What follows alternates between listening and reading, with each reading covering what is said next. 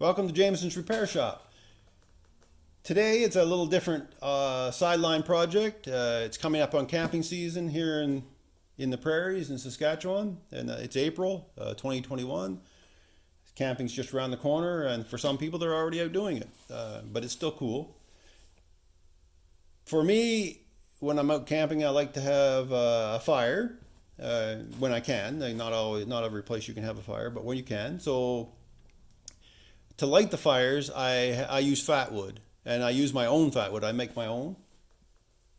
And if you're wondering what Fatwood is, just go on the old YouTubes there and type in Fatwood, and you'll get tons of videos on what Fatwood is and how to get it naturally and stuff. But we don't have trees in the southern prairies that I could take Fatwood off of, so I had to make my own. So how I use it. Well, let's go into how I make it first rather than how I use it. So what I use is turpentine. So it's very simple. You got some pine pieces, and they don't have to be all the same.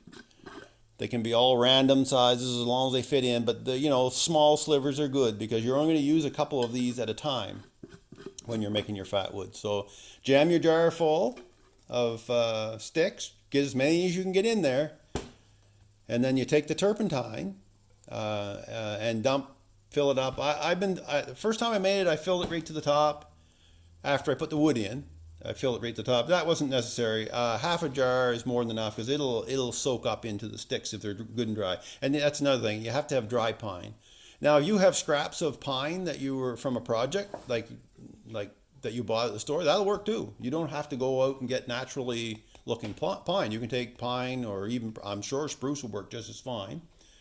But pine is what's in this one. Get yourself a jug of turpentine, some pine in a jar, put it in. Each time I light a fire, generally it only takes 2 of those little sticks, as long as you have some good kindling to work with.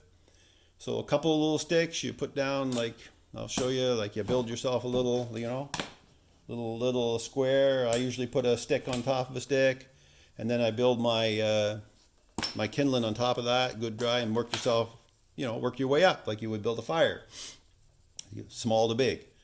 And then you light it up, and this stuff lights. Like, I have to tell you, you hit it with a lighter and it's like instant on.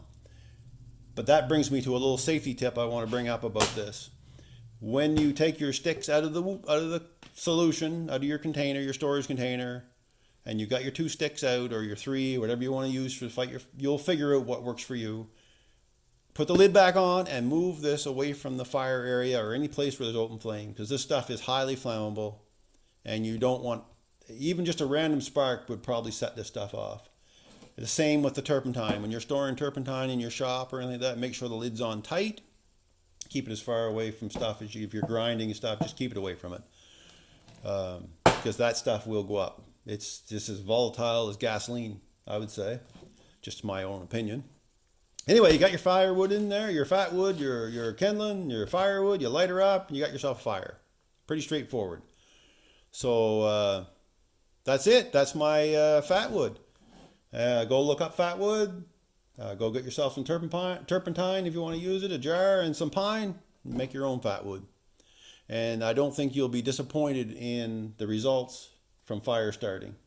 Even when the wood's a little damp, you'll get this fire going as long as your kindling is good, And that's it.